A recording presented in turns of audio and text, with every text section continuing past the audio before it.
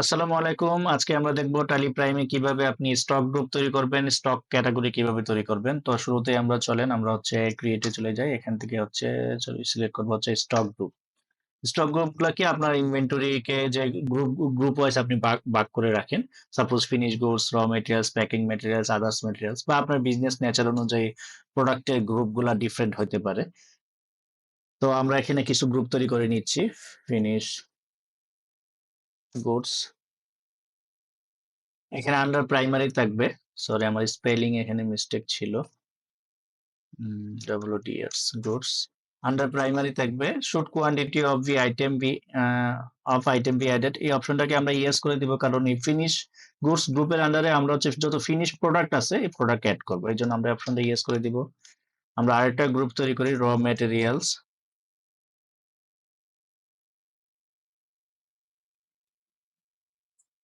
Under primary রাখবো, then should quantity of item be added, এই অপশনটা ইয়েস করে দিব। যত র মেটেরিয়ালস আছে আমরা এই গ্রুপে অ্যাড করবো। প্যাকেজিং মেটেরিয়ালস নামে আমরা প্যাকেজিং মেটেরিয়াল নামে একটা গ্রুপ করে ফেলি।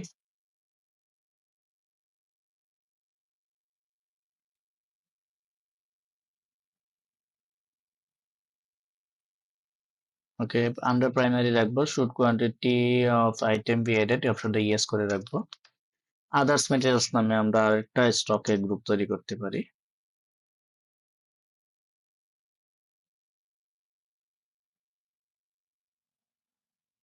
ওকে, should quantity of the item yes করে দিব। এভাবে হচ্ছে আমার স্টকের জন্য যতগুলো গ্রুপ প্রয়োজন, আনলিমিটেড গ্রুপ, গ্রুপের আন্ডারে আমরা সাব গ্রুপও তৈরি করতে পারি। যদি সাব গ্রুপ তৈরি করি তাহলে আমি এক্সাম্পল হিসেবে যদি বলি, আমি এবিসি নেম দিচ্ছি, এবিসি গ্রুপ।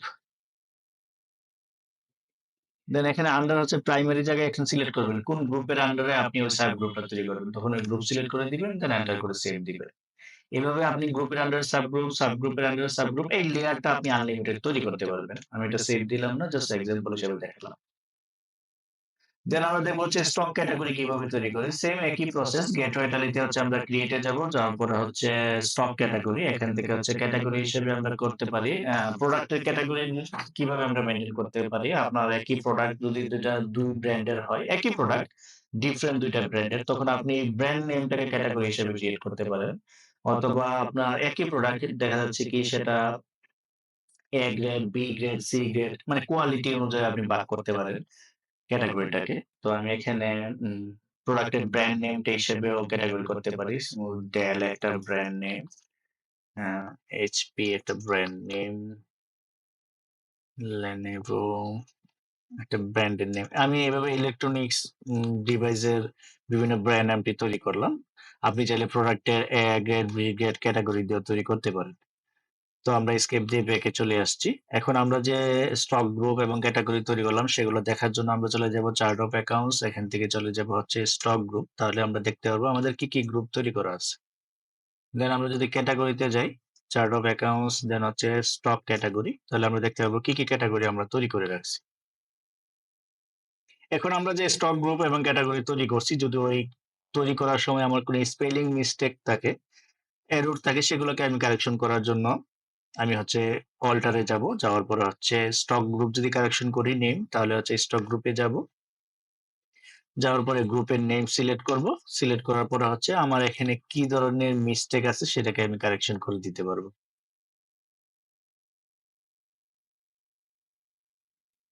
আমি যদি এই গ্রুপের নাম যদি রমেরাস না রেখে যদি অন্য কিছু রাখেন, সেক্ষেত্রে আপনি রাখতে পারেন, কোনো সমস্যা নেই।